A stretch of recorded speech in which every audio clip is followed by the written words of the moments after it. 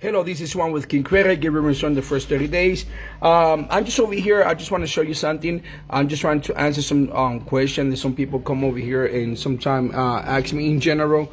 Sometimes they come and tell me, hey, listen, is your business legit or everything in general? I always tell people about the business name. Well, my business is cooperated with the Secretary of State of New York. Go over to New York State Department or Secretary of State. You want to go to business.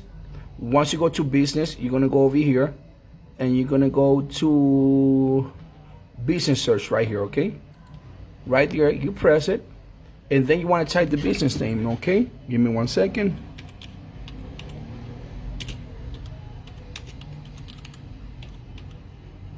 Credit Repair, okay? So I just put King of Credit Repair. We're gonna check the only one that is active, okay? Active, and begin with 1 second. Let me go this information. Then you're gonna type this information 11255, and then we're gonna go search. You see, automatically it appear over here. New York State Department of State, Divisional Corporation, and result. King of Credit Repair. This is my corporation. You press it, and here's the information. You see, okay, and this is the address: 1096 Rochester, New York 14621. And this is what you want to look. It's active, okay? Active.